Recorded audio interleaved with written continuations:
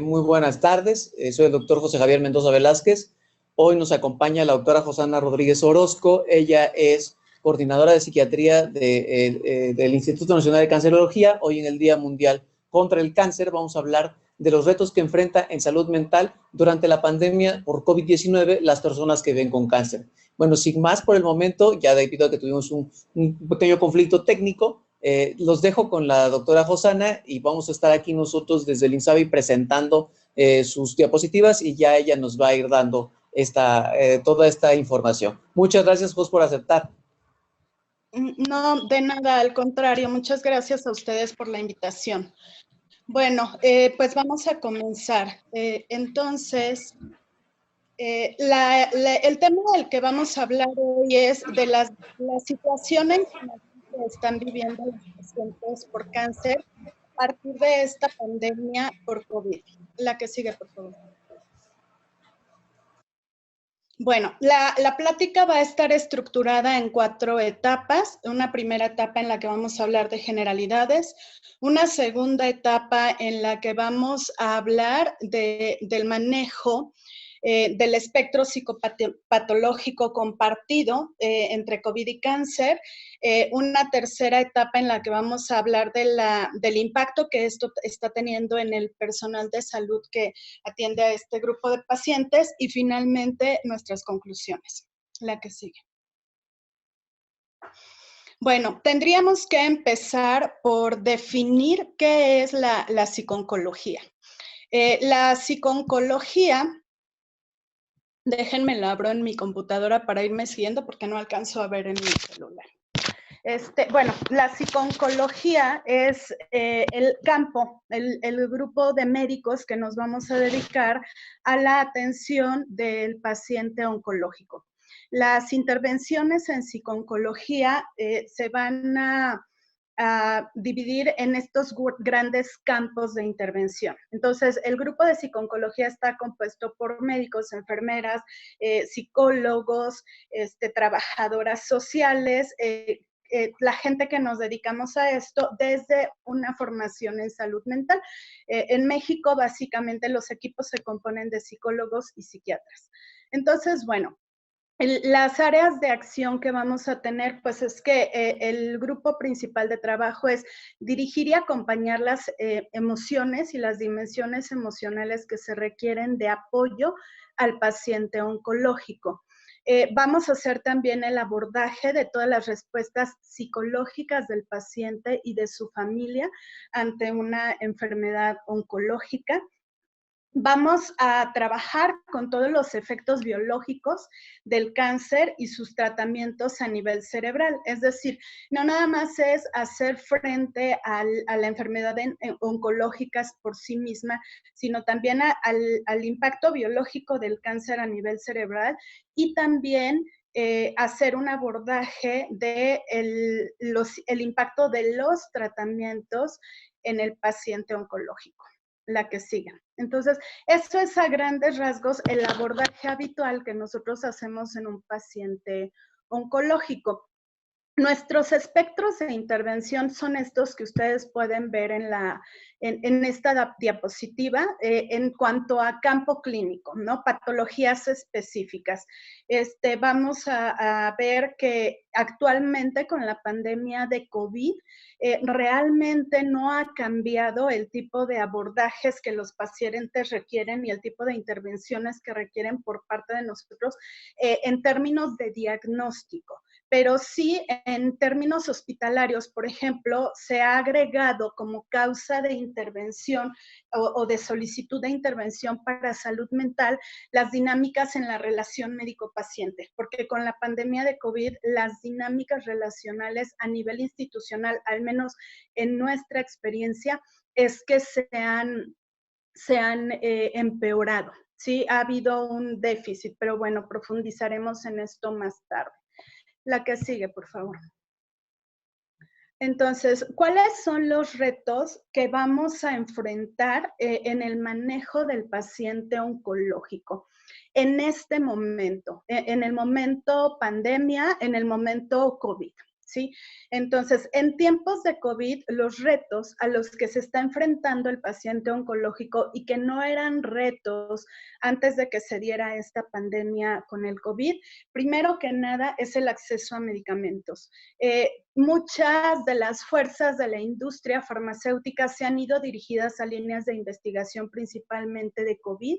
Se ha fortalecido se ha buscado fortalecer el arsenal de medicamentos que sirvan para la atención de COVID y la realidad es que se ha descuidado la producción de otro tipo de medicamentos que podrían servir, por ejemplo,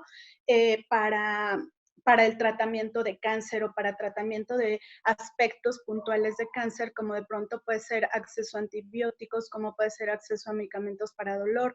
Nosotros en psiquiatría hemos tenido y seguimos teniendo una escasez muy importante de medicamentos muy específicos para el manejo del cáncer y que no nada más tienen que ver con el abasto, que tienen que ver con la producción. O sea, no nada más es que las instituciones no los compren, es que no se están produciendo y se han terminado.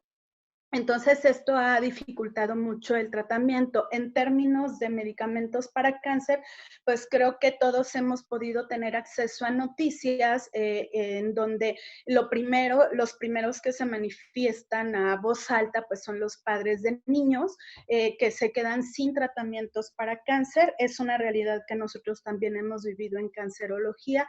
Esto se ha sustituido dando tratamientos de segunda línea a los pacientes o, por ejemplo, en pacientes hematológicos, en algunos tipos de tratamiento como es la terapia CHOP, ahora ya se dan mini CHOPs, ¿no? Entonces, como médicos hemos tenido que echar mano de mucha de nuestra creatividad para poder cubrir todas las necesidades que tenemos en estos pacientes. Entonces, pues el primer reto del paciente es que no hay medicamentos para poder ser tratados.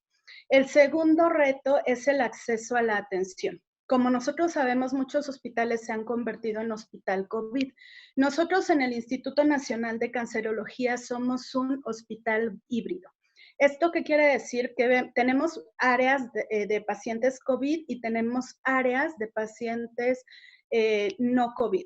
Entonces, pero esto ha impactado de qué manera? Que se ha tenido que cerrar un piso completo para la atención de pacientes COVID y esto implica que cuando menos son 50 pacientes menos que se pueden hospitalizar cuando se requiere hospitalización para su atención. Por supuesto que esto en el acúmulo del tiempo, si multiplicamos estos 50 pacientes que no tienen acceso a la hospitalización y lo multiplicamos por el tiempo que ha transcurrido la pandemia, pues tenemos un número considerable de pacientes que están retrasando sus posibilidades de atención.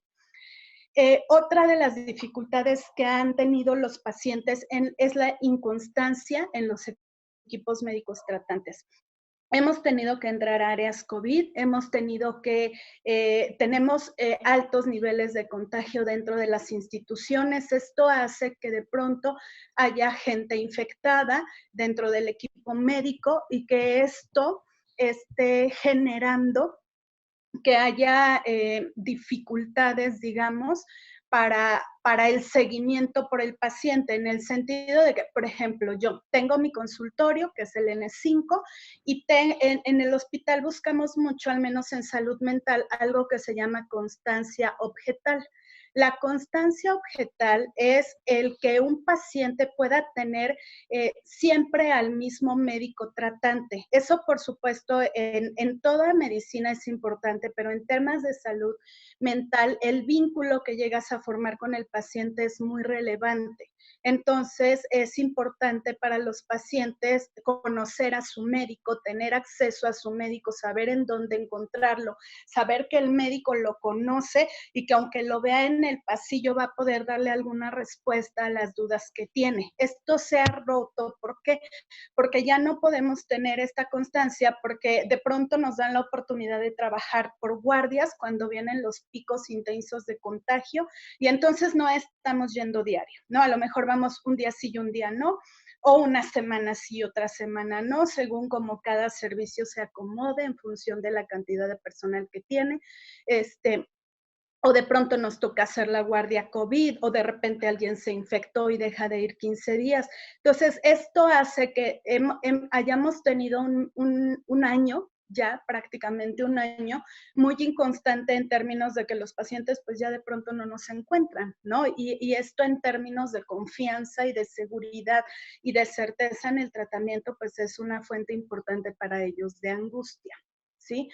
Otro tema importante, y aquí voy a hacer un par de acotaciones clínicas que no competen al área de salud mental, pero creo que es importante señalar, es esta vivencia de vulnerabilidad que pueden llegar a tener los pacientes. El paciente oncológico, por el tipo de tratamientos que recibe, siempre tiene una sensación de ser más vulnerable que el resto de la población, ¿sí? Al inicio de la pandemia, de hecho, en Cancer Facts and Figures, se publicó que sí se esperaba que hubiera una mayor vulnerabilidad para el paciente oncológico. ¿Por qué? Porque es un paciente que está con tratamientos que lo inmunosuprimen y demás. Al inicio de la pandemia se anticipaba que esto iba a ser especialmente peligroso o especialmente de riesgo para pacientes con cáncer pulmonar y para pacientes con problemas hematológicos. ¿Por qué? Pues bueno, porque son las dos poblaciones que per se el COVID pues llega a ser causa de defunción. ¿Sí? Las causas más importantes de fallecimiento por COVID son por situaciones hematológicas relacionadas con trombosis y por dificultad respiratoria. Entonces, se esperaba o se anticipaba que estas poblaciones fueran puntualmente vulnerables. Lo que se ha visto y lo podemos ver, ahí puse nada más un ID porque es un artículo que acaba de salir y que está en publicación, pero que está sirviendo como base de guías clínicas para el manejo del paciente hematológico, es que lo primero es que no ha aplicado así para tumores sólidos. ¿Sí? Las personas con tumores sólidos realmente no están siendo más vulnerables que el resto de la población en términos de mortalidad, pero los pacientes hematológicos sí. En esta publicación al menos se identificó que la mortalidad, por ejemplo, en esta población que ellos estudian pacientes COVID contra pacientes COVID oncológicos contra pacientes COVID no oncológicos. Y lo que ven es que un 13.8% de los pacientes COVID oncológicos van a presentar, van a morir, ¿sí? Después de una hospitalización, contra un 6% de los pacientes que no tienen cáncer. Entonces, ¿en qué patologías? En dos patologías básicamente. Síndromes mielodisplásicos y linfoma no Hodgkin. Entonces, son las dos poblaciones que sí se ha identificado que son vulnerables y que sí se ha identificado que tienen un particular, que hay que tener una particular vigilancia. ¿Qué es lo que sí se ha encontrado en general como un indicador de mortalidad en el paciente oncológico? El antecedente de tabaquismo. ¿Sí? Los pacientes que tienen cáncer y que tienen el antecedente de fumar o haber fumado son pacientes que sí van a tener una mortalidad más alta que otro tipo de pacientes. Entonces, bueno, este tipo de impactos que estamos viendo en cuanto a esta vulnerabilidad percibida, pues estamos viendo que no necesariamente aplica así. Entonces, el paciente oncológico es vulnerable, sí, pero no siempre y no todos. ¿Sí? Entonces, eso es importante tenerlo en cuenta, que no van a ser todos y no va a ser siempre. Hay momentos muy particulares. Por ejemplo, ¿cuáles son los momentos que sí hay vulnerabilidad? Los pacientes que un mes previo a haber adquirido el COVID tuvieron un tratamiento quimioterapéutico, si son pacientes que son más vulnerables, o pacientes que están en inmunosupresión, si son pacientes más vulnerables. Son más vulnerables a adquirir la enfermedad de COVID, pero no necesariamente son más vulnerables a morir por COVID. Entonces, bueno, esto es una sensación grave para los pacientes. Otro tema importante que en el cual los pacientes han tenido muchas dificultades es el retraso en los tratamientos, ¿sí?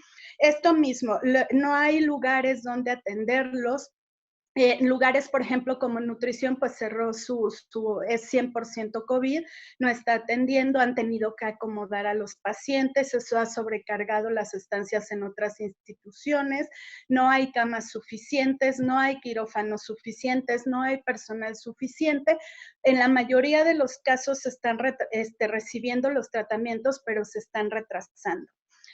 Otro tema importante son las dificultades económicas. La gente no ha podido trabajar de la misma forma. Digo, dentro de las ventajas que tenemos quienes trabajamos para una institución pública, como es mi caso, pues es que el salario, aunque es bajo, es estable y eso nos permite mantenernos, ¿no? Pero hay familias en donde se ha dejado de trabajar y la gente no tiene dinero para los pasajes, no tiene dinero para los hoteles, no tiene dinero para los medicamentos y entonces no han podido recibir sus tratamientos. Y un tema final que tiene que ver más con aspectos emocionales son los duelos y la culpa. Los últimos meses, yo podría decir a lo mejor los últimos 4 meses, no he tenido un seguimiento de un paciente oncológico en donde parte de la consulta no tenga que ser destinada a hablar acerca de las pérdidas que se han tenido por el COVID.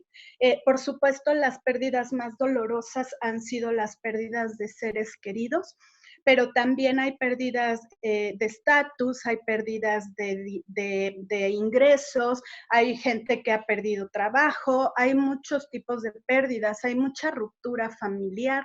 Entonces, esto también es parte del sufrimiento y de los retos que ha tenido que enfrentar el paciente. Y la culpa del sobreviviente.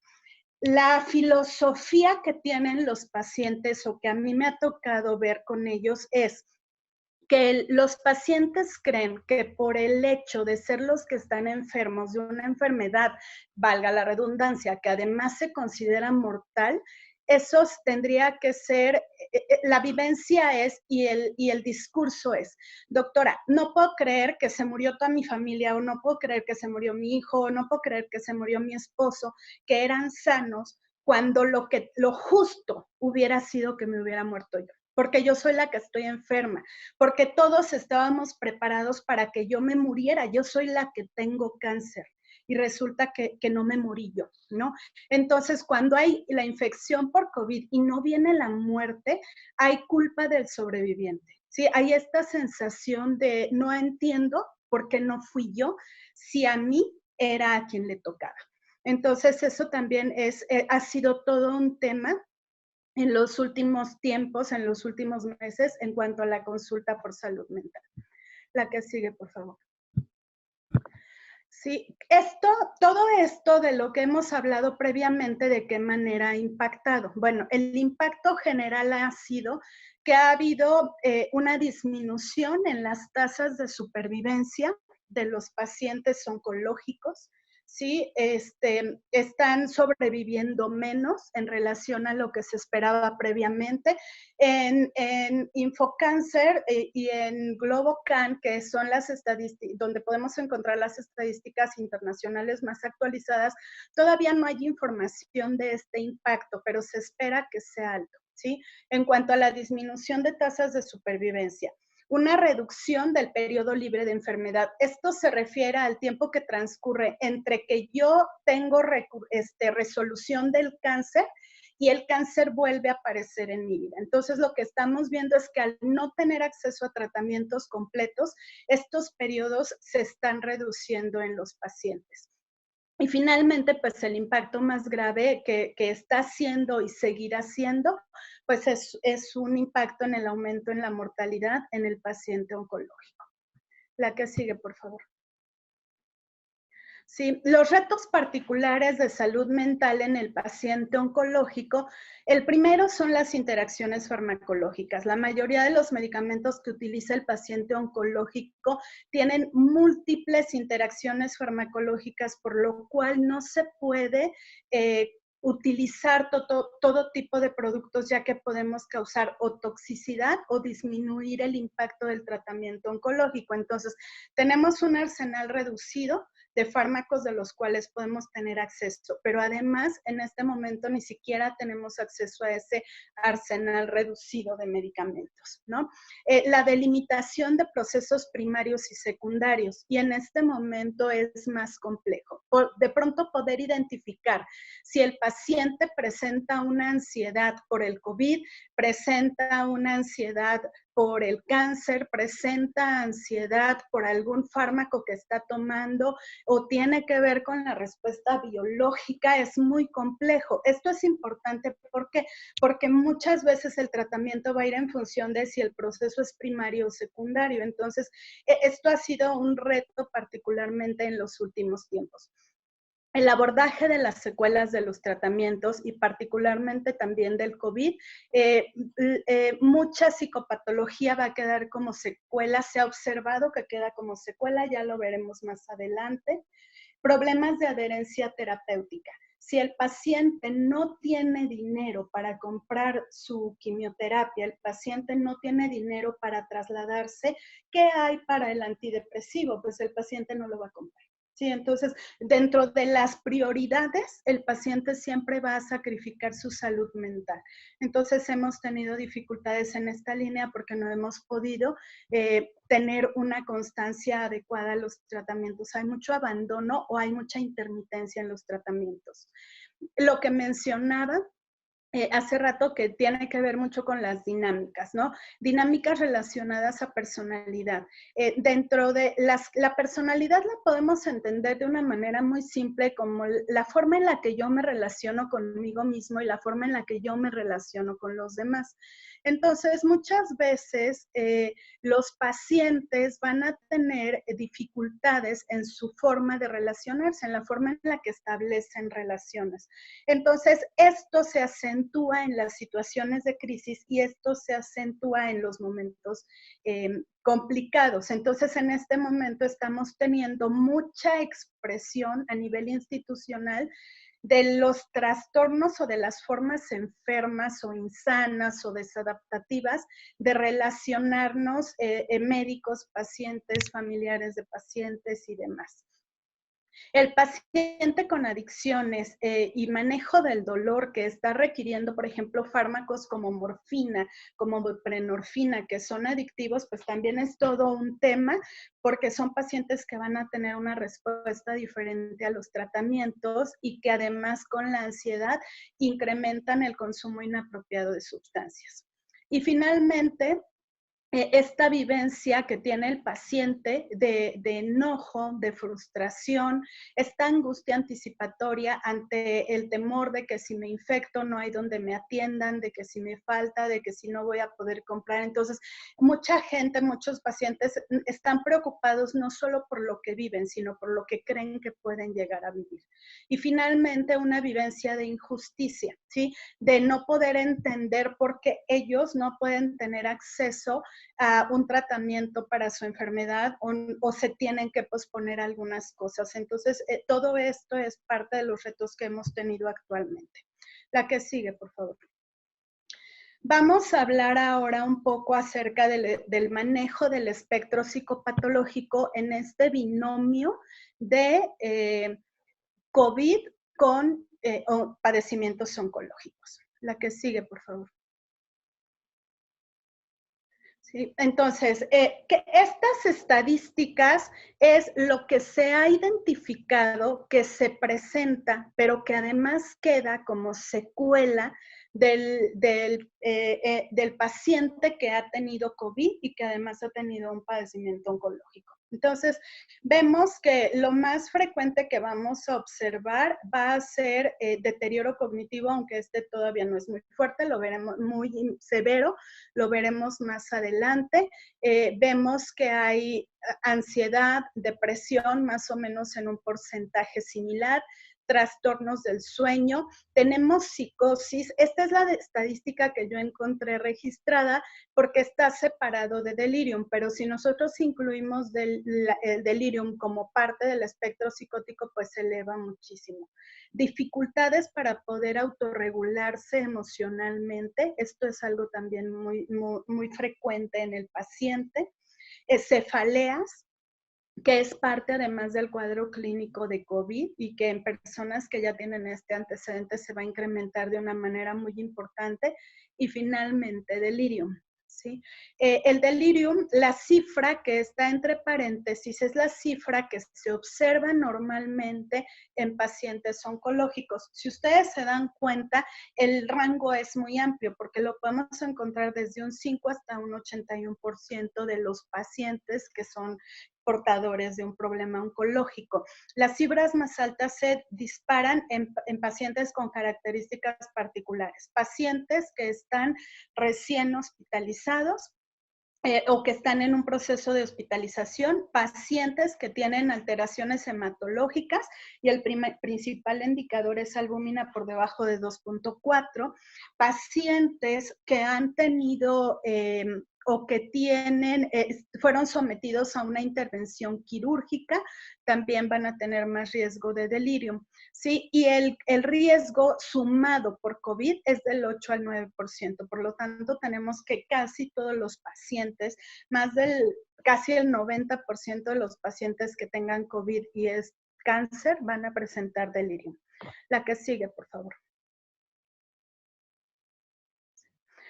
Entonces, voy a revisar aspectos muy particulares, no voy a profundizar en los aspectos clínicos de las patologías, pero sí en algunas situaciones que son relevantes para la toma de decisiones y para poder hacer el manejo farmacológico de los pacientes con COVID y problemas oncológicos. Entonces, todo va enfocado a este espectro, a este binomio COVID, problemas oncológicos. ¿Por qué es importante señalar trastornos adaptativos? Porque es muy frecuente que el paciente pase por un proceso adaptativo, que no necesariamente termine en un trastorno, pero que sí pueda sí van a pasar por esta etapa en la que hay que acostumbrarnos a esta nueva realidad, ¿sí? En la que hay que poder acomodar las cosas desde el punto de vista mental, social y a veces hasta biológico para esta nueva situación en la que nos encontramos. Entonces, dentro de esto, ¿qué cosas van a influir para que en un momento yo pueda decidir o no iniciar a un paciente con un trastorno adaptativo? ¿Por qué lo menciono?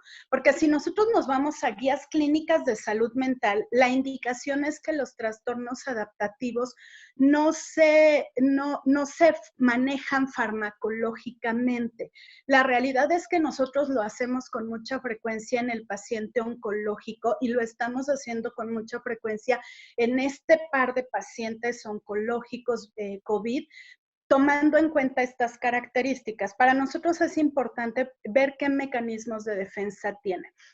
Una persona que tiene mecanismos de defensa primitivos, que no le van a permitir adaptarse, que no le van a permitir sobreponerse, que no le van a permitir desarrollar elementos psicológicos que le permitan hacer frente de una manera funcional a la situación que está viviendo, son personas que van a tener altas posibilidades de desarrollar un cuadro de ansiedad, un cuadro de depresión principalmente. Es importante saber cuál es el diagnóstico oncológico, cuál es el pronóstico para ese diagnóstico, cuál va a ser la evolución que nosotros anticipamos para ese padecimiento oncológico y cuál va a ser el tratamiento que va a recibir. Si tengo una persona con recursos pobres que va a estar tomando medicamentos que provocan depresión, si además, a pesar de los tratamientos, su evolución no va a ser satisfactoria, las posibilidades de que en el camino se me truene emocionalmente van a ser muy altas. Entonces, también ese sería un elemento a tomar en cuenta para decidir si doy o no tratamiento. Antecedentes de psicopatología personales y familiares. Personas que tienen dentro de su grupo familiar primario y extensivo secundario de primera línea, familiares que tienen problemas mentales del tipo que sea, van a tener más riesgo de presentar un padecimiento emocional o una psicopatología que pacientes que no tengan estos antecedentes. Otro aspecto a considerar es cómo ha sido la historia de esa persona ante las pérdidas, cómo las ha manejado, cómo ha manejado sus duelos, cómo ha enfrentado la adversidad. Es una persona que se sobrepone, es una persona que no se sobrepone, tiene recursos, no tiene recursos, sale adelante, no sale adelante, lo hace rápido, se tarda, lo hace de manera tórpida, va en una forma oscilatoria, mejora, empeora. Todo eso hay que tomarlo en cuenta. Y finalmente, pues el tipo de personalidad. Sabemos que hay personalidades que van a tener una mayor propensión a desarrollar comorbilidad de patología. Por ejemplo, personas dependientes van a tener más riesgo de desarrollar adicciones, de desarrollar depresión, de desarrollar ansiedad, van a tener también más riesgo de abandono del tratamiento. Personas narcisistas de pronto van a querer dominar y controlar la situación y no van a ser tan colaboradores en su abordaje y van a querer controlar los tratamientos. Digo, esto es por mencionar un par de situaciones que enfrentamos con mucha frecuencia. Entonces, bueno, en función de todo esto es que nosotros vamos a decidir si vamos a dar o no, o vamos a iniciar o no un tratamiento preventivo, farmacológico en un paciente oncológico. La que sigue. Respecto a la depresión, lo que nosotros hemos observado es que no se ha modificado el tipo de demanda o el nivel de demanda que tenemos para intervenciones en estos pacientes, en los pacientes COVID oncológicos, no ha aumentado en relación a lo que nosotros veníamos haciendo anteriormente, aunque esta impresión es subjetiva. ¿Sí? La literatura marca que sí, que se va a aumentar la prevalencia de depresión en un 12%. Nosotros, repito, no lo percibimos de esa manera. ¿Qué cosas pueden influir en que una persona desarrolle depresión? Por supuesto, el diagnóstico reciente oncológico y además haber adquirido la enfermedad. Pacientes que tienen mal pronóstico y que de esa manera se les comunica. Pacientes que se encuentran en recurrencias oncológicas o pacientes que estaban en remisión y que su enfermedad progresó. Y pacientes que a nivel psicosocial tienen pobres redes de apoyo físicas y pobres redes de apoyo emocionales. Son pacientes que van a ser más vulnerables a desarrollar un cuadro de tipo depresivo. ¿Cómo estamos manejándolo actualmente de manera aguda? Durante la presentación se van a dar cuenta que algunas de las diapositivas van a venir referenciadas y otras no van a venir referenciadas, porque en algunas plasmo cosas que tienen que ver con las indicaciones de la literatura y en otras lo que les presento es la opción que nosotros estamos dando a los pacientes, el manejo de casa, digamos, el que nosotros estamos haciendo en el INCAN. Entonces, de manera, en México actualmente y en cancerología actualmente, de manera experimental, digamos, solamente, no experimental, bueno, sí, porque son protocolos, estamos manejando infusiones de ketamina, pero en pacientes en protocolo, para depresiones agudas graves, ¿sí? Las dosis van de 0.1 a 0.5 miligramos por kilo en infusiones de 40 minutos por 15 días. ¿Sí? Entonces, ese sería el manejo agudo. El convencional no protocolizado, pues es manejo inicialmente con antipsicóticos. ¿Por qué?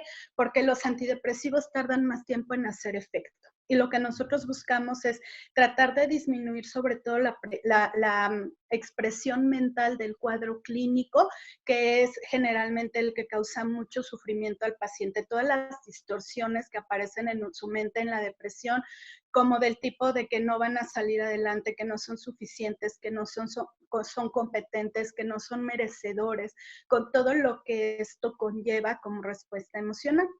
Entonces buscamos inicialmente el impacto en esto. En un segundo momento, para los pacientes ya en un seguimiento subagudo crónico, que es generalmente cuando ya salieron del área COVID, ¿sí? O pacientes que en una evolución normal satisfactoria, digo, sabemos que hay pacientes que se pueden llevar 2 meses en una terapia intensiva, ¿no? Entonces, bueno, para el manejo subagudo y crónico, lo que nosotros manejamos normalmente pues va a ser antidepresivos, que es la base biológica de tratamiento para depresión. Los antidepresivos cabe la pena señalar, porque sé que no todos los asistentes son médicos, que no son medicamentos que causen adicción. Se pueden conseguir en la farmacia sin receta, son medicamentos muy seguros, por supuesto no deben ser autoprescritos porque tienen sus indicaciones particulares, pero a lo que voy es que están muy satanizados y la verdad es que son medicamentos muy nobles. ¿Cuáles son los que más frecuentemente usamos en el paciente oncológico? Los que más frecuentemente usamos va a ser escitalopram, duloxetina, mirtazapina, bupropión, los que ustedes pueden leer ahí en la diapositiva. En paciente COVID hay que tener particular cuidado con el escitalopram, ya que es un medicamento que va a inhibir el impacto de los anticoagulantes. Entonces, ¿cuál es el riesgo que tenemos? El riesgo que tenemos es que el paciente sangre y que pueda desarrollar un EBC hemorrágico. ¿Sí? Entonces, es un medicamento que hay que vigilarlo en ese sentido. La duloxetina la utilizamos mucho, por ejemplo, en pacientes que además de COVID y cáncer tienen dolor, porque es un medicamento que tiene un efecto analgésico. De hecho, es tratamiento de primera línea para neuropatías. Sí, la mirtazapina la utilizamos, por ejemplo, en pacientes que tienen además problemas de ansiedad o problemas de sueño, porque es sedante, al igual que el citalopram.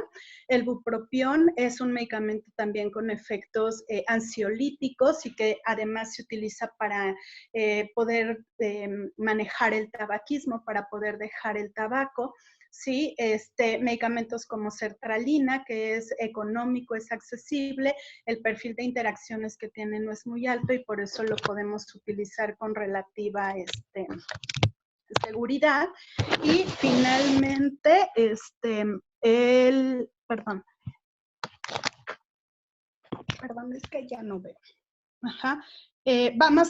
Cuando los tratamientos, el tratamiento antidepresivo no es suficiente, recurrimos a medicamentos adyuvantes, es decir, que nos potencien el efecto. Podemos utilizar 2 antidepresivos, casi siempre lo que utilizamos más bien son antihistamínicos, podemos utilizar neuromoduladores, medicamentos para la epilepsia que se utilizan como reguladores emocionales, es como de lo más frecuente que vamos a utilizar como tratamiento adyuvante. La que sigue, por favor. En cuanto a la ansiedad, lo que nosotros vamos a encontrar es que en el paciente oncológico, la principal causa de ansiedad siempre va a ser el dolor. Sí, un paciente con dolor es un paciente ansioso y es un paciente que va a tener muchas dificultades para regularse. En el paciente con dolor y con oncológico y con COVID, y una causa muy importante de angustia en el paciente y en la población general en este momento es la sensación de falta de aire, la disnea. ¿Sí? Otro indicador, o más bien otro precipitador de ansiedad va a ser la incertidumbre que se tiene ante todo lo que está sucediendo con COVID, hacia la vida y hacia el pronóstico mismo de lo que puede suceder con la enfermedad oncológica si el escenario general no cambia. Y finalmente, medicamentos que pueden llegar a producir ansiedad. Entonces, lo primero que nosotros tenemos que ofrecer al paciente va a ser opciones no farmacológicas para manejo de la ansiedad. Dentro de las opciones no farmacológicas, ¿qué es lo que tenemos? Bueno, dentro de lo que tenemos es psicoterapias. ¿Cuáles psicoterapias son las que más han dado resultados de forma rápida? La terapia cognitivo-conductual, por supuesto, es una de las más investigadas. Actualmente las de tercera generación han demostrado más eficacia, pero para manejo ansioso agudo, la terapia cognitivo-conductual funciona. El practicar mindfulness y todo lo que tiene que ver con meditación, yoga, tai chi, evitar el consumo de carbohidratos y evitar el uso de estimulantes como bebidas energéticas y otras cosas nos puede ayudar. ¿Sí? Dentro del manejo farmacológico, el manejo agudo va a ser a base de ansiolíticos. En este caso hay que tener mucho cuidado con el uso de benzodiazepinas. Nosotros no las recomendamos por dos razones. Las benzodiazepinas, bueno, por varias, pero digamos que en relación a COVID son relajantes musculares, por lo tanto pueden aumentar la dificultad mecánica para poder respirar de manera espontánea. También inhiben el centro respiratorio a nivel del sistema nervioso central, lo cual tampoco nos va a ayudar en términos de respiración. Y esas son dos razones muy importantes por las que no deberíamos utilizarlas. En personas no COVID, ¿por qué no se deben utilizar? Porque las benzodiazepinas se ha visto que precipitan la aparición de estrés postraumático. En este momento todos tenemos riesgos de estrés postraumático, entonces esto puede aumentarse si utilizamos benzodiazepinas. Hay que evitarlas en la medida de lo posible. ¿Qué opciones tenemos entonces? Antipsicóticos como quetiapina o olanzapina, haloperidol, que lo encontramos que se puede administrar intravenoso y que para pacientes hospitalizados es maravilloso y que además es primera línea. Anticomiciales como la pregabalina, medicamentos antihipertensivos, por ejemplo, como el propranolol, medicamentos ansiolíticos no benzodiazepínicos como la buspirona, antihistamínicos como hidroxicina. Para pacientes hospitalizados y en terapia intensiva, nosotros utilizamos mucho infusiones de dexmedetomidina. Para manejo de la ansiedad, utilizamos dosis de 0.1 a 0.3 microgramos por kilo por hora por 24 horas. Los que marqué en rojo son los que podemos utilizar en pacientes hospitalizados y principalmente en pacientes en terapia intensiva. ¿Sí? El manejo subagudo o crónico lo vamos a hacer a base de antidepresivos. El sustrato neurobiológico que se altera está muy relacionado con, es precursor de tirosina. La tirosina produce serotonina y produce situaciones que tienen que ver con inhiben la producción de noradrenalina, promueven la producción de serotonina, entonces hay que utilizar antidepresivos. El que más recomendamos nosotros y nos ha funcionado mejor para el manejo de la ansiedad es mirtazapina a dosis intermedia. Si la queremos usar para ansiedad, 15 miligramos por noche nos es suficiente. Una segunda línea para nosotros es la sertralina. Y dentro de los ansiolíticos, la pregabalina. La que sigue, por favor. Dentro del espectro psicótico, como vimos, si bien no es tan importante el número de pacientes psicóticos, la verdad es que cuando se psicotizan en un hospital oncológico es terrible. ¿Por qué? Porque no tenemos la infraestructura para hacer el manejo de este tipo de pacientes. Entonces, una respuesta rápida siempre es muy importante. Entonces, dentro de el manejo siempre va a ser farmacológico. ¿Cuáles son las causas más frecuentes de descontrol psicótico? En los fármacos. El uso de esteroides. Los esteroides se utilizan tanto para el paciente oncológico como el paciente COVID. Y pueden llegar a provocar brotes psicóticos en personas vulnerables. Y también, pues obviamente, pacientes que tienen lesiones a nivel del sistema nervioso central, ya sea tumores primarios o metastásicos, van a tener más riesgo de tener un cuadro psicótico. ¿sí? El manejo agudo, que es normalmente en hospitalización, igual. Nosotros usamos mucho la dexmedetomidina. La verdad es que es un fármaco que nos funciona muy bien, que da pocos efectos colaterales, normalmente manejables, entonces, y que nos da una sedación despierto, lo que nos permite tener al paciente tranquilo, pero despierto. Entonces, la dosis es diferente a la que usamos para ansiedad. Aquí nos vamos de 0.3 a 0.7 microgramos por kilo por hora por 24 horas. Y también nos funciona muy bien el haloperidol en dosis de 2.5 a 10 miligramos por 24 horas. Nosotros tenemos dos modalidades de administración.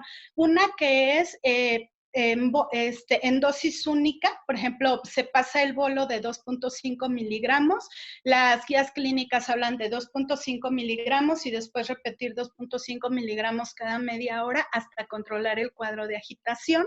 Aquí nada más hay que vigilar en pacientes cardiópatas intervalo QT, ya que puede causar arritmias.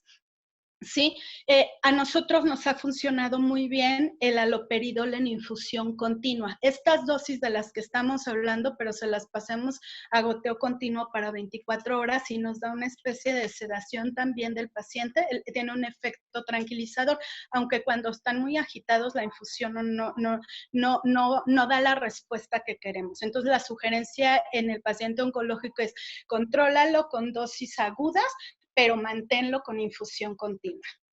Para el manejo subagudo y crónico también va a ser con antipsicóticos, los cuales podemos potencializar con el uso de anticomiciales y con benzodiazepinas. Aquí quiero señalar que dentro de los anticomiciales hay otros que son mucho más potentes que la pregabalina. Sin embargo, por el espectro de interacciones farmacológicas en el paciente oncológico solo podemos utilizar dos. La pregabalina y el levetiracetam. El levetiracetam es el medicamento único que utilizamos, por ejemplo, para control de la epilepsia en pacientes hematológicos que van a estar sometidos a trasplante. Es el único que podemos utilizar y es nuestra única opción porque además tienen muchos efectos hematológicos, los anticomiciales en general, entonces no son recomendables en el paciente hematológico. Y pues la pregabalina, ¿sí? Y finalmente benzodiazepinas que como ya señalé, en el paciente COVID oncológico hay que evitarlas en la medida de lo posible. La que sigue.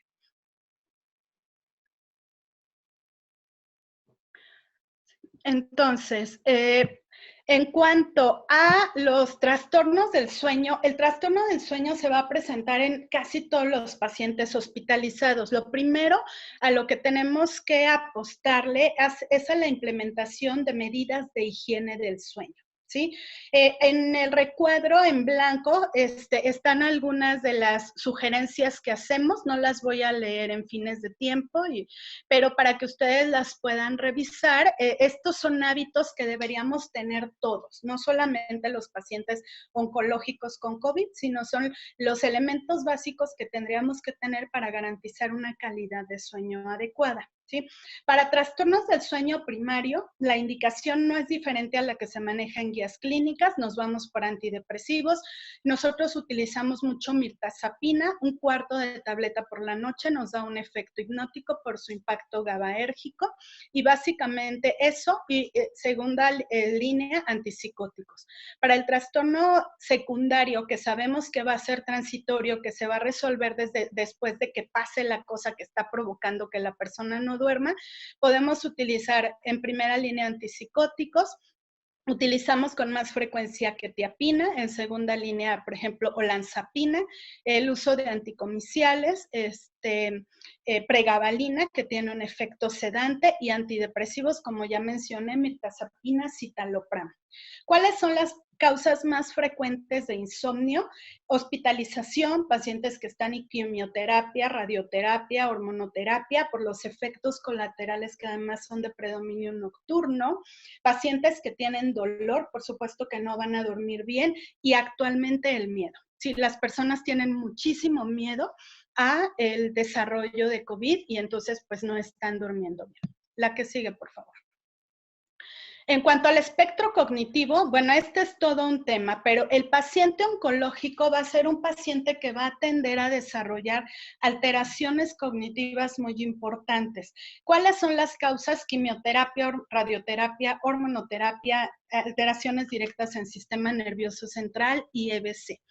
En pacientes con COVID leve a moderado ya hay evidencia suficiente, bueno, no nada más en ellos, por supuesto también en los pacientes con COVID grave, pero a lo que voy es que incluso desde personas que tuvieron síntomas leves y moderados, se han observado alteraciones en atención, en memoria de trabajo, que es nuestra capacidad para poder recuperar la información que tenemos y aprender cosas nuevas. Es como nuestra función de aprendizaje, la memoria de trabajo. Habilidades disejecutivas, que es nuestra capacidad para tomar decisiones. La gente que tiene COVID empieza a ser muy dubitativa y de pronto la gente lo asocia más con inseguridad, cuando muchas veces más bien es porque neurobiológicamente está teniendo una alteración. Y dentro del lenguaje, disnomias. La gente empieza a tener dificultades para decir el nombre de algunas palabras, cambian algunas palabras por otras o las pronuncian mal. ¿Sí? El abordaje es rehabilitación cognitiva para casos leves y moderados en cuanto a gravedad de los síntomas. La rehabilitación cognitiva va desde jugar lotería, memoria, baraja, armar rompecabezas, todo este tipo de cosas, hasta programas ya específicos que puede diseñar un neuropsiquiatra o un neuropsicólogo para los pacientes después de una rehabilitación, ¿sí? Para pacientes que tienen grave, de moderado a grave, pues el uso de antidemenciales, como puede ser inhibidores de la anticolinesterasa, NMDA, que en México tenemos la memantina nada más, y de tratamientos que están muy, pues, digamos que no se ha aceptado que funcionan, pero tampoco se ha descartado que funcionen, los ácidos omega y la vitamina E. Y en algunos pacientes se pueden, por supuesto, selectos, se pueden utilizar estimulantes como modafinilo, como metilfenidato, como atomoxetina, que son como un poco los más utilizados en México, y el Vivance. Y bueno, se pueden utilizar también anticomiciales, antipsicóticos, antidepresivos y ansiolíticos cuando los síntomas que está presentando el paciente están interfiriendo con el funcionamiento cognitivo. Esto es importante considerarlo. Una persona ansiosa, una persona depresiva, una persona que no duerme, es una persona que si yo la evalúo cognitivamente, posiblemente me va a salir mal. Y esto no quiere decir que realmente tenga un daño cognitivo, lo que estoy midiendo es la expresión de los síntomas. Entonces, sí es importante tener como limpio al paciente en términos clínicos para poder garantizar que lo que estoy midiendo es cognición. Y bueno, muy importante la capacitación a la familia. Tener un paciente oncológico, post-COVID y además semidemenciado, créanme que es todo un reto. Entonces sí es muy importante la capacitación, la orientación y el acompañamiento a estas familias. La que sigue, por favor. En cuanto a complicaciones neuropsiquiátricas, pues bueno, esto es lo que se ha observado más frecuentemente, no lo vamos a profundizar, simplemente es para que ustedes tengan como el escenario de que hay un impacto real, físico, medible, del COVID a nivel del sistema nervioso central, y que es importante pues considerarlo. Entonces, para fines de esta plática, solo es como mostrarles el escenario. La que sigue, por favor. En cuanto a delirium, como mencionamos, bueno, la estadística ya la habíamos revisado. Cabe señalar que el delirium es un padecimiento multifactorial, es el más frecuente de las manifestaciones neuropsiquiátricas en el paciente oncológico y con COVID, de todos los padecimientos que existen en términos de salud mental.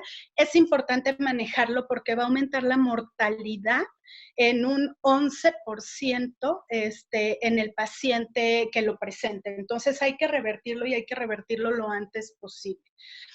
¿Quiénes son los más vulnerables? Pacientes hematológicos, pacientes en terapia intensiva y pacientes postquirúrgicos. Lo más importante son las medidas antidelirium, es decir, lograr que el día parezca día y que la noche parezca noche. O sea, que haya medidas ambientales que permitan que no haya entrada de luz en la noche, que se disminuya el ruido, que no haya tantas intervenciones de enfermería y de la gente, de los familiares y demás. Orientar al paciente en el día, la hora, el turno, quién es, cómo se llama, quién lo está visitando, por qué, en dónde está, etcétera. ¿Sí? Farmacológicamente utilizamos también la dexmedetomidina, sobre todo en pacientes que están en terapia intensiva. La dosis es la misma que utilizamos para el paciente psicótico, de 3 a 7 microgramos por kilo por hora por 24 horas.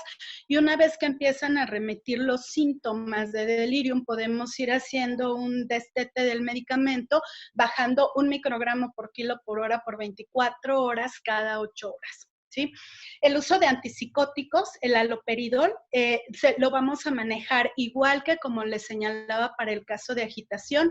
Aquí el delirium es más frecuente que se intensifique en la noche, entonces es importante cargar la dosis más importante del medicamento en la noche o incluso dejar la dosis completa del tratamiento en la noche.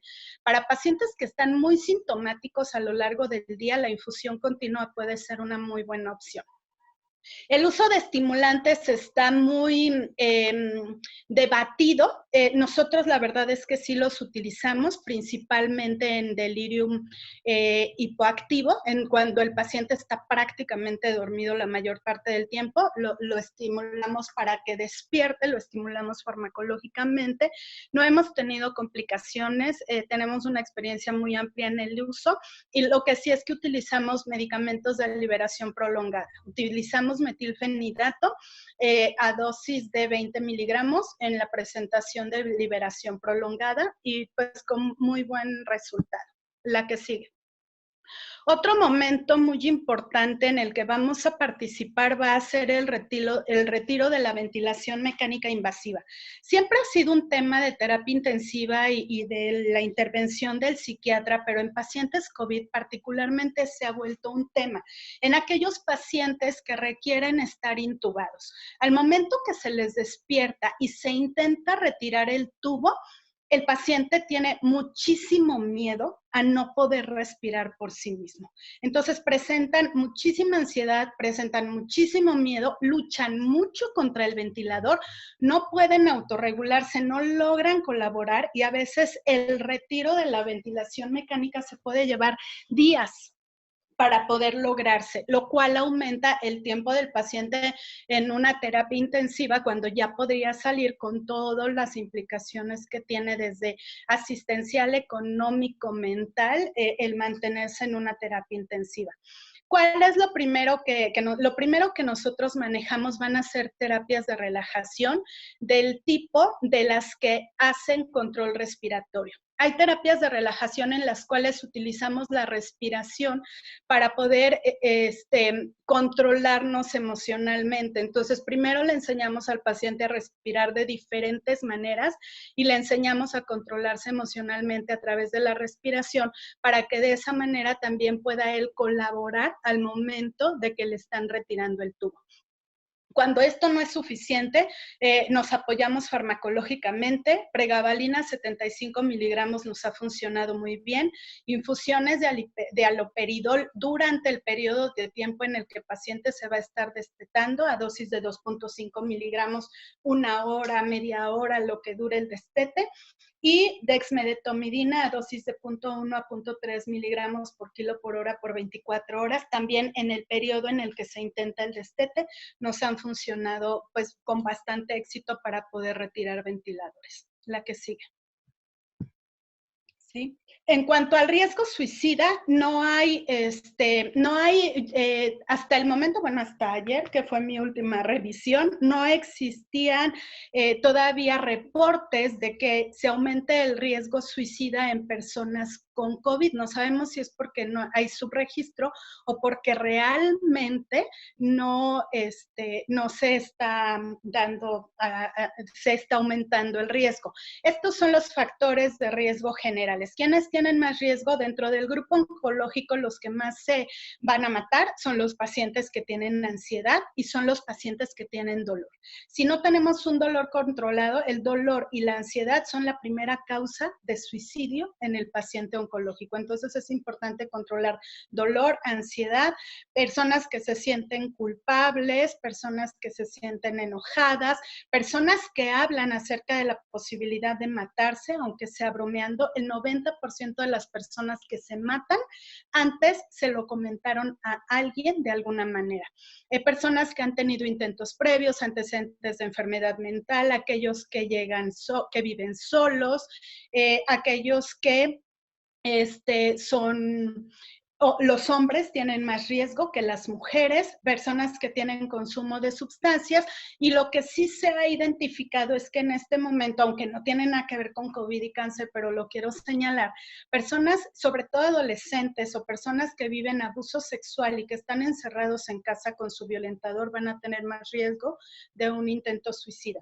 Y los hijos de personas que tienen violencia doméstica. ¿Sí? La que sigue, por favor.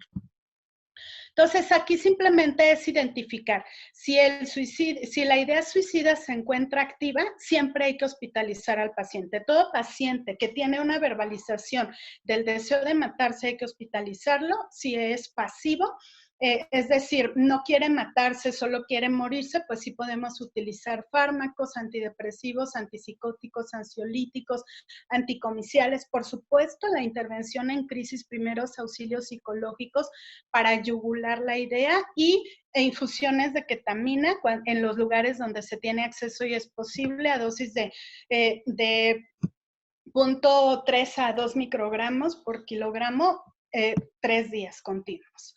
La que sigue, por favor.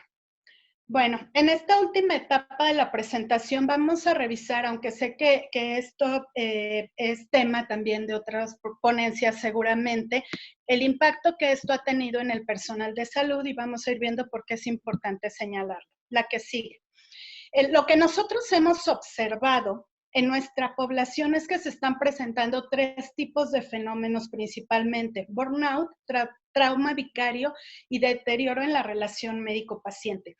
Cabe señalar que el trauma vicario es un tema que de pronto se vuelve boom en esta pandemia para los equipos médicos, pero es un tema de todos los días para el paciente, para los médicos y el personal que atendemos pacientes oncológicos. ¿Por qué? Pues porque muchos de nuestros pacientes mueren. Entonces, esto tiene que ver con el trauma vicario. Nosotros en Cancerología desde hace 5 años tenemos un programa que se llama Programa de Bienestar Emocional del Residente, en el cual cada 6 meses hacemos mediciones de depresión, ansiedad, burnout y acoso. Tenemos intervenciones individuales, tenemos intervenciones grupales bajo 3 modelos diferentes. ¿Por qué estos 3 modelos? Porque son en los que tenemos formación. No es porque hayan demostrado que funcionan más o menos, simplemente los que hacemos estas intervenciones es la formación que tenemos y por eso es el enfoque que se le da. Hemos tenido buen resultado, y en nuestra medición del mes pasado, que fue nuestra medición semestral, lo que les podría decir es que los niveles de depresión, ansiedad, burnout no se incrementaron con relación a las mediciones previas, pero sí el acoso. El acoso es un tema que prácticamente ya habíamos resuelto y que se está volviendo a reactivar, y pues tenemos que intervenir e identificar por qué. La que sigue. En cuanto a burnout, tenemos dimensiones del burnout. No voy a profundizar en esto, simplemente señalar que hay 3 grandes dimensiones, que es el agotamiento emocional, la desrealización y la despersonalización. ¿Por qué esto es importante y tiene impacto para el paciente oncológico? Porque una persona que tiene burnout es una persona que no va a tener la fortaleza emocional, la asertividad emocional, la capacidad empática para poder hacer un acompañamiento asertivo y adecuado al paciente oncológico. ¿Sí? El fenómeno de desrealización, pues, es el que yo ya no disfrute lo que estoy haciendo. Entonces, si soy un médico que ya no estoy contento con lo que hago, que me siento incómodo, pues va a ser muy complicado. Y finalmente, la despersonalización, que es el distanciamiento emocional que yo voy a tener del paciente cuando lo atiendo. La que sigue. En cuanto a trauma vicario, pues aquí también hay que tomar en cuenta que el trauma vicario tiene un espectro multidimensional de tres grupos principales. Síntomas intrusivos, que son una serie de pensamientos, imágenes y demás en relación a la experiencia que está viviendo el paciente. Es cuando yo sufro por lo que le pasa al paciente, básicamente. Y cuando ese sufrimiento me traspasa, me rebasa, no lo logro regular e incluso lo puedo actuar, por ejemplo, con conductas sobreprotectoras hacia los pacientes. ¿Sí? Cuando hay síntomas de activación fisiológica, como por ejemplo, esto nos habla de que los recursos psicológicos ya no están siendo suficientes y yo empiezo a somatizar. ¿Sí? Y finalmente síntomas evitativos, que tiene que ver con que yo ya evado algunas responsabilidades y puedo tener conductas que pueden considerarse incluso autodestructivas o dañinas o no apropiadas, como la automedicación. La que sigue. En cuanto a las agresiones al personal de salud, las tenemos a muchos niveles. De hecho, desde que nosotros vemos que la gente no acata las medidas de contingencia que se están presentando, pues ya estamos siendo agredidos, porque cada persona que no está en cuarentena, cada persona que sale a la calle representa a una persona que se puede contagiar y que nos va a exponer a nosotros en el hospital y que nos va a alargar nuestras estancias de riesgo y que nos va a aumentar nuestro aislamiento y demás, ¿no? La culpabilización. Yo no sé cómo les ha ido a ustedes, pero no hay prácticamente ya semana, todavía no llego al día, pero cuando menos una vez a la semana me encuentro pacientes gritándome en el pasillo porque no hay los medicamentos que ellas necesitan para su tratamiento. Y gritándome porque me cuestionan sobre qué tanto yo como su médico estoy haciendo algo para que ellos consigan su tratamiento, porque la impresión es de que a nosotros no nos importa y que no estamos haciendo nada para que ellos puedan tener acceso al tratamiento. La hipervigilancia. Cada vez es más frecuente que nos graben, que nos tomen fotos, que nos tomen videos, ¿sí? Respecto a lo que hacemos, a mí van varias personas que llego y me piden mi credencial para tomarle una foto porque necesitan saber quién les dijo, qué les dijo, cuándo les dijo, por qué les dijo, porque están ya considerando demandar al hospital cuando ni siquiera, digo, van entrando o ni han entrado, ¿no? Y no les ha sucedido nada, pero por si les sucede, ya están preparando la demanda. Entonces, pues bueno, ¿esto a qué nos va a llevar? ¿A un ejercicio de la medicina defensiva? Pues no lo sé. Y finalmente, la exposición innecesaria. Muchos de nosotros hemos tenido que entrar a áreas COVID, hemos estado en contacto con pacientes COVID, sin los equipos de protección adecuados, ¿no? A lo mejor nos compramos nuestro equipo para cuando nos toque entrar a área COVID, pero resulta que en mi consulta, mi primer paciente del día, una paciente de 93 años, que la llevan porque se está quedando muy dormida, pero resulta que la señora no está dormida, tiene una saturación del 66% y es COVID positiva y ya se paseó por todos lados y pasó el triage, porque el triage solo mide temperatura y un porcentaje muy elevado de pacientes no van a tener alteraciones de la temperatura. Entonces, bueno, es todo un tema eso de los triage, pero es lo que tenemos. La que sigue, por favor. Entonces, ¿cómo nos podemos cuidar en términos generales? Pues a grandes rasgos hay que tratar de mantener la vida más estructurada, lo más estructurada posible. Cuando la voluntad no alcanza, la disciplina nos salva.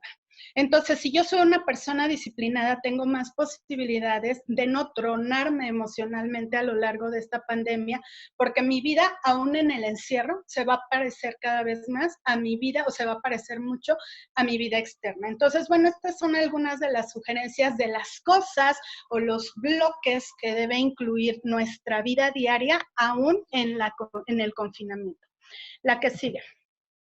¿Cuáles serían mis conclusiones respecto a esta presentación? Bueno, la pandemia por COVID-19 es un reto desde todos los enfoques. El paciente oncológico va a requerir abordajes particulares y el paciente oncológico con COVID todavía más. Entonces, la medicina tiene que ser personalizada. Las guías clínicas solo son eso, guías que nosotros vamos a adaptar a las necesidades de nuestros pacientes con base a los recursos con los que contamos. Todos El COVID es algo nuevo, todos vamos aprendiendo de este fenómeno a nivel profesional, a nivel personal, a nivel familiar, a nivel social. Hay que ser observadores, hay que ser propositivos, hay que atrevernos a hacer intervenciones en los pacientes porque todavía no está todo escrito respecto a este tema. Una atención oportuna puede marcar la diferencia en los resultados y esto también incluye a la salud mental. La calidad de la atención del paciente siempre va a ser reflejo del cuidado y la protección del personal de salud. No podemos tener pacientes bien atendidos si tenemos médicos cansados, frustrados, enojados, mal dormidos, mal comidos, etcétera, ¿sí? Y finalmente, creo que uno de los retos más importantes para este 2021 va a ser poder mantenernos cuerdos, ¿no? Poder mantenernos mentalmente sanos. Y bueno, por último, pues esta frase es una de mis frases favoritas, que además determina mucho mi actitud hacia la vida y mi formación profesional, porque yo soy psicoterapeuta existencialista, y es esta frase: las circunstancias que escapan a tu control pueden quitarte todo lo que posees, excepto una cosa: tu libertad de elegir cómo vas a responderle a la vida. Pues bueno, es todo. Gracias. Muchas gracias, Josana. Agradecemos a la doctora Josana su participación. Vamos ahorita a comentar algunas cosas. Me parece muy importante todo lo que hemos visto. Creo que una de las poblaciones, insisto, ¿no? O sea, esas poblaciones en las que ya se visualizaba el riesgo desde antes, COVID vino todavía a potenciar un poco más estas circunstancias. Hay puntos que me quedan muy grabados, como el duelo de como si yo era el que me iba a morir, resultó que se murió aquel que estaba sano. O sea, todo este tipo de cosas son importantes. Hemos estado trabajando a lo largo de este año. Hemos hablado muchas de las condiciones relacionadas con el agotamiento. Y ahorita mencionas algo que me parece muy importante sobre el contexto de la libertad. Hablábamos de por qué de repente utilizar el cubrebocas no era solo una medida sino cultural, ¿no? O sea, y cómo hay unas culturas que han podido adoptarlo y cómo a nosotros nos ha costado tanto trabajo como cultura adoptarlo, ¿no? Decía que no nada más es una medida para cuidar al otro, es una medida para cuidarte a ti mismo. Y si nosotros empezáramos a preocuparnos y cuidarnos por nosotros mismos, automáticamente estaríamos cuidándonos todos. Entonces, creo que el hecho nos refleja un poquito más lo difícil que es para nosotros como seres cuidarnos a nosotros mismos. Entonces, creo que es muy importante mucho de lo que hemos visto. Ojalá y pues deje lo que tiene que dejar. Creo que es una elección personal, pero que deja huella para no solo para nosotros, sino para un contexto social muy importante, incluido nuestro sistema de salud. No el doctor como ese personaje, no, el sistema de salud. O sea, creo que es importante saber que el sistema de salud se puede caer. O sea, no importa que me caigan gordos los doctores, pues.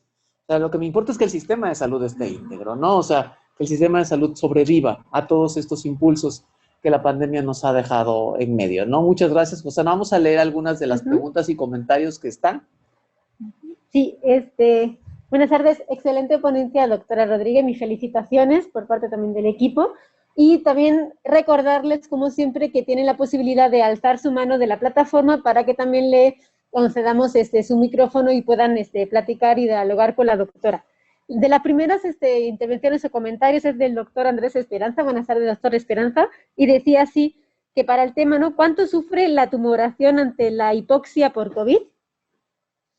Ok. Supongo que la tumoración se refiere a la lesión oncológica a cualquier nivel, ¿verdad? No hay, bueno, al menos que yo sepa, no hay algún estudio particular que hable de esto. A lo mejor en los casos donde podría tener un impacto es en los casos de lesiones en sistema nervioso central, cuando además hay hipoxia. ¿Y cuál podría ser el impacto? El impacto podría ser en caso de que el paciente sobreviva, en que haya más riesgo de un deterioro cognitivo y que el deterioro cognitivo pueda ser de una mayor severidad. Es lo que yo podría contestar. Tendría que revisar si hay algún impacto directo en las lesiones. De lo que yo he revisado y a los foros que he asistido en cancerología y de cancerología y en las unidades funcionales, los temas que se han revisado, no hemos encontrado nada respecto a que la hipoxia tenga impacto en el cáncer fuera del sistema nervioso central. Muchas gracias. Muchas gracias, doctora. Igualmente queremos felicitarla porque realmente fue una exposición súper amplia y tenemos varias preguntas. Consuelo Alejandrina Espinosa, aunque no pregunta específicamente sobre pacientes COVID, pero también queremos hacer su pregunta. ¿Qué medicamentos deberán darse en pacientes con demencia senil y Alzheimer? Vuelvo a lo mismo, el tratamiento se tiene que personalizar. ¿Por qué? Porque primero hay que verificar que sea demencia por Alzheimer. En México la demencia mixta es la más frecuente, que es la demencia vascular más Alzheimer. Entonces el abordaje ahí cambia porque a lo mejor se pueden utilizar oxigenadores cerebrales y no solamente antidemenciales. A grandes rasgos podría decir que se utilizan antidemenciales, primero por guías clínicas, inhibidores de acetilcolinesterasa, ribastigmina, fisostigmina, por mencionar algunos. En segunda línea, memantina, que es inhibidor en NMDA. Lo que mencionaba, vitamina E, ácidos omega, que se recomienda utilizarlos o adquirirlos de preferencia en la dieta, pero se tiene que particularizar. En las etapas iniciales a veces solamente se da neuroprotección y rehabilitación. En pacientes intermedios que ya empiezan a tener, por ejemplo, alucinaciones, que ya empiezan a tener problemas de conducta, que se ponen agresivos, que se ponen hipersexuales, pues hay que utilizar otro tipo de medicamentos. El tratamiento es sintomático, ya que no hay tratamiento curativo. Entonces, solamente se queda a control de los síntomas y es lo que nosotros vamos a manejar. Entonces hay que individualizarlo y es en función de la sintomatología. Ahí también me gustaría agregar un punto, particularmente, una de las cosas que hemos observado en México, el 40% de las demencias son causadas por alteraciones cardiovasculares, por lesiones cardiovasculares. O sea, son 40% de demencias que se pueden prevenir, pero no las prevenimos. Entonces creo que es tiempo también de que nuestras condiciones cardiovasculares nos van a proteger de COVID, nos van a proteger de demencia, y creo que es tiempo de apostarle al autocuidado, ¿no? O sea, apostarle al autocuidado, apostarle a una alimentación sana, apostarle a todas estas cosas. Probablemente no nos va a resolver lo que ya está pasando, pero nos va a prevenir una gran cantidad de condiciones, tanto a nivel COVID como a nivel de síndromes demenciales, que pueden ser muy importantes, ¿no? Y ya lo había mencionado Josana igual, hay estos medicamentos que se dice pero no se dice, que son como suplementos alimenticios que sabemos que funcionan en todo, pero no funcionan específicamente en nada, que son los ácidos grasos omega 3, omega 6, y pues bueno, al final del día han sido extraídas esas como sapiencias de las dietas, ¿no? Ya la semana pasada hablábamos de la dieta mediterránea, no sé si se acuerdan, pero habíamos hablado particularmente de lo rica que era la dieta mediterránea, particularmente en vitamina E y ácidos grasos omega 3. O sea, reaparece, ¿no? Reaparece. Creo que es importante, no únicamente, ya no solo en demencia, ya no solo en eso, sino también en nuestra salud mental. Sí, doctor. Y también tenemos una mano alzada de Mariana. Si me puedes apoyar, Jessica, para abrirle el micrófono. Adelante, Mariana, ya tienes activo tu micrófono. ¿Me escuchan? Sí. Ok. Yo soy paciente oncológico y entre todo estuvo excelente la ponencia. Muchas gracias, doctora. Mi pregunta es la siguiente. Además de todas las preocupaciones que mencionó durante la ponencia, está la parte de la llegada de la vacuna. ¿Qué estadísticos o qué información se tiene? Porque pues existe la preocupación que si te causa efectos, que si es más fuerte justamente para pacientes oncológicos. Yo en específico soy paciente hematológico, tengo linfoma de Hodgkin. Entonces, ¿qué expectativas hay en esa situación? ¿Y es seguro ponérsela cualquiera de las vacunas que van a llegar al país?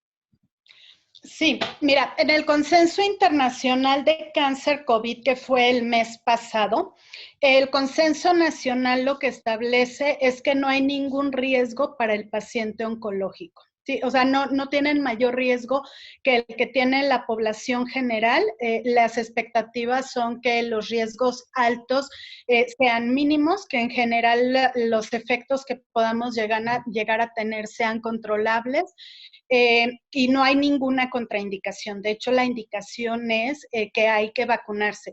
Ni hay tampoco, incluso en pacientes que están en inmunosupresión, se consideró que siendo paciente oncológico, dependiendo de la etapa, pero si se encuentra en tratamiento, lo ideal es que se vacune. Entonces, por consenso, yo no te doy aquí ya mi opinión personal. Creo que la plática va a quedar grabada y en una de las diapositivas donde hablo de las vulnerabilidades para el paciente oncológico, la primera referencia es este consenso internacional del que te estoy hablando. Tú puedes entrar o puedes meterte a Globocan, meterte como paciente, buscar la información y ahí vienen los estudios, las referencias, las personas que participaron en el consenso y qué es lo que se concluye. Y lo que se concluye, pues es lo que ya sabemos, es más peligroso el COVID que la vacuna. Entonces, si tienes acceso a la vacuna, hay que vacunarnos. Digo, yo sueño, anhelo el día que mi brazo reciba esa vacuna, y pues creo que la postura tendría que ser de todos la misma, ¿no? Sí, claro. Aprovecho y otra preguntita. En cuestión, a mí personalmente me ha pasado mucho la cuestión de los olvidos y todo eso, y no me había pasado, yo mi último tratamiento lo tomé hace un año, y no me había pasado hasta hace como 3 meses, pero siento que es por el estrés excesivo que se me ha juntado justamente por el trabajo y todo eso. Todos los ejercicios que menciona pueden ayudarme a mejorar esto y no dejar secuelas. Sí, digo, por supuesto, primero hay que quitar las sintomatologías psiquiátrica para poder hacer una evaluación cognitiva y ver si realmente tienes algún tipo de daño o no lo tienes. Pero en términos generales, la rehabilitación cognitiva se recomienda y se vale.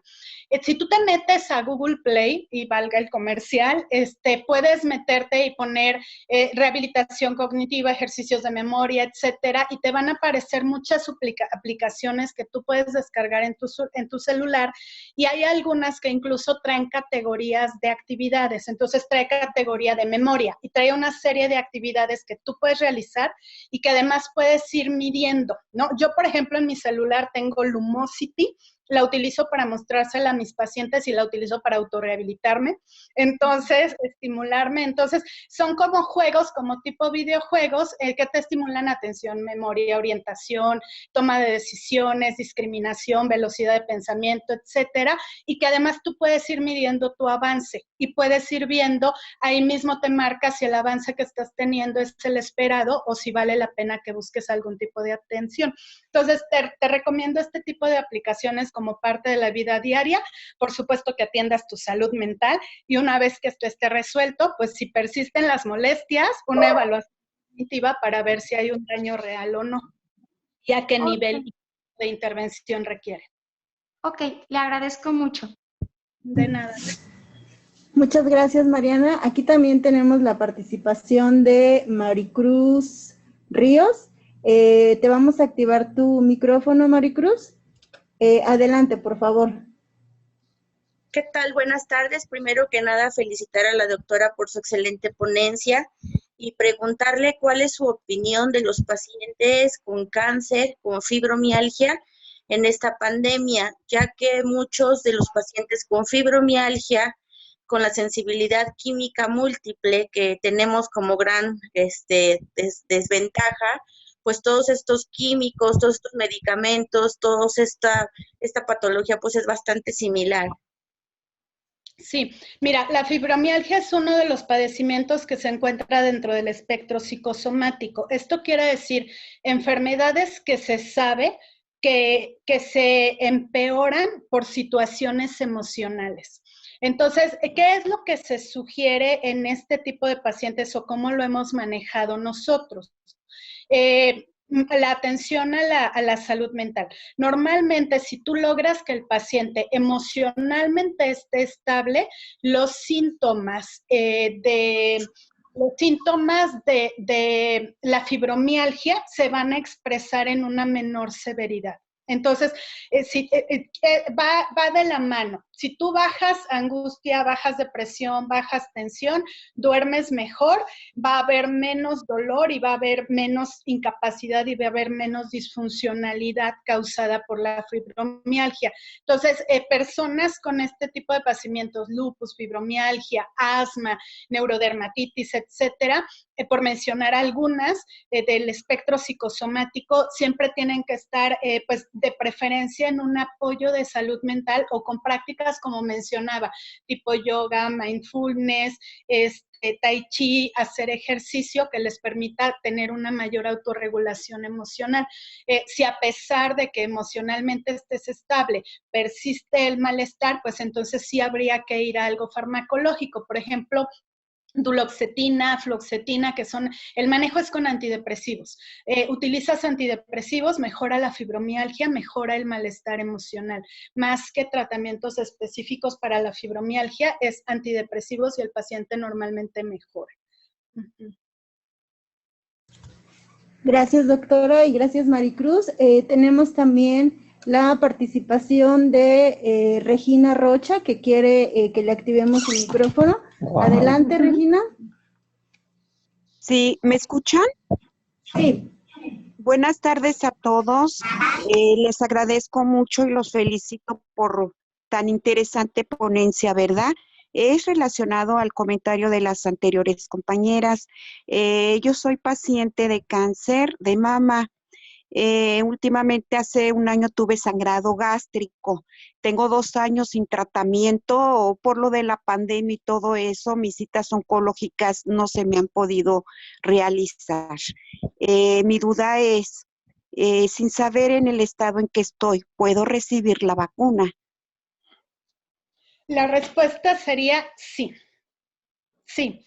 No hay una contraindicación oncológica, ninguna contraindicación oncológica y hasta donde sé, tampoco de salud mental para no recibir la vacuna.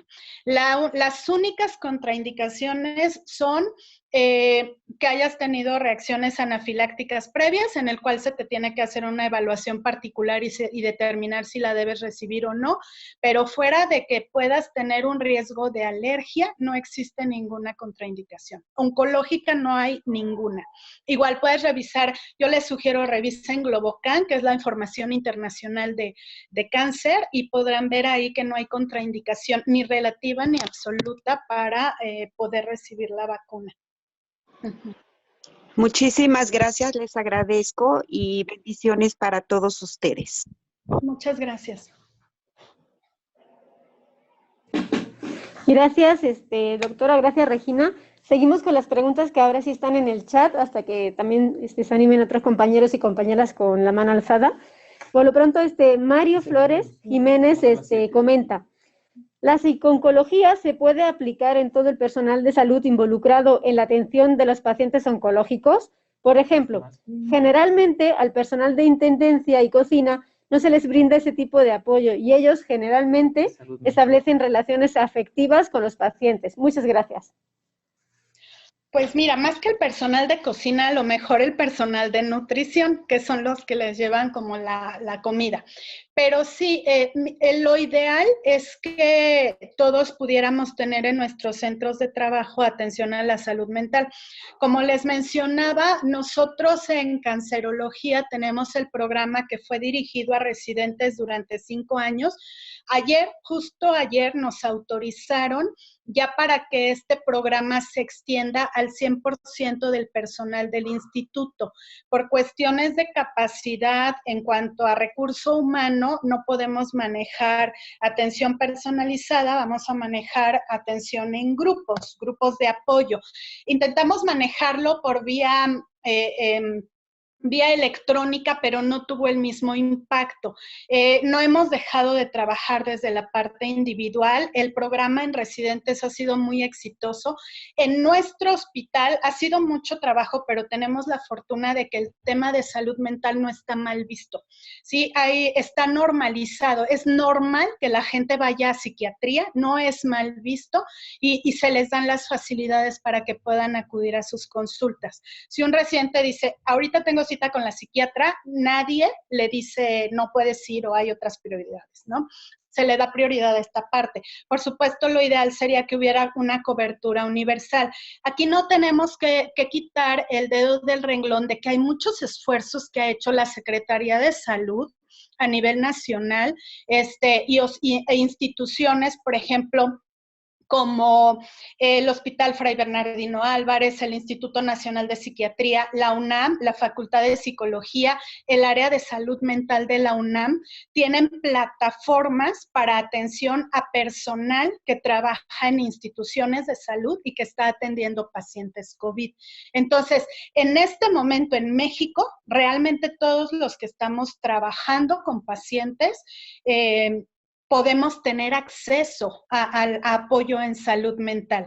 Hasta donde sé, no se han aprovechado estos recursos de manera adecuada. A nivel institucional, hemos tenido mucho éxito, pero tenemos 5 años trabajando en esto. Y obviamente, en este momento es normal. Al principio, a alguien lo veían hablando conmigo y bueno, se espantaban porque sentían que los iban a acosar, porque creían que iban a decir que, claro, fuiste a hablar con la psiquiatra, entonces ya nos estás acusando de lo que pasa en el hospital y los correteaban y los satanizaban. En este momento está normalizado. Creo que no hay que quitar el dedo del renglón y creo que simplemente hay que tomar el recurso y tener acceso. O sea, métanse a las páginas, googleen salud mental gratuita y van a encontrar un montón de opciones a las cuales pueden acceder para poder atenderse en este momento. Muchas gracias, doctora. Aunado al comentario de Mario Flores Jiménez respecto al personal que le sirve la comida a los pacientes, él mismo hace un comentario, pero con relación a los familiares, en donde nos dice que ellos también requieren de este tipo de apoyo, ya que generalmente padecen también trastornos, pero se prioriza al familiar enfermo, porque generalmente no quieren dar molestias. Entonces, esto se disminuye enormemente su calidad de vida. Sí, sí, por supuesto, lo ideal es que se pudiera atender, pero no hay infraestructura institucional que pueda dar soporte a la atención de todos. Consulta externa y además ver a familiares, ¿no? Entonces, vuelvo a lo mismo. ¿A qué familiares se atiende? Pues desafortunadamente a los familiares que truenan, ¿no? A los familiares que en el proceso expresan evidentemente el malestar emocional es el que se les apoya. En servicios como cuidados paliativos sí se da acompañamiento a toda la familia, se da terapia familiar, se da orientación familiar. En pacientes no paliativos, no, porque no tenemos la capacidad humana, recursos humanos suficientes para poder brindar esta atención. Pero creo que aquí es como lo que me decían hace rato del cubrebocas, ¿no? ¿Por qué la gente no usa cubrebocas? Porque hay una negación de la vulnerabilidad. Sí, hay una sensación de que yo no puedo infectarme, de que a mí no me va a dar, o de que a mí ya me dio, o de que no existe. Lo mismo pasa con salud mental. ¿Por qué la gente no busca atención? Porque cree que puede. ¿Sí? Porque no es tan importante, porque al rato se le pasa, porque es normal si mi paciente se está muriendo, ¿sí?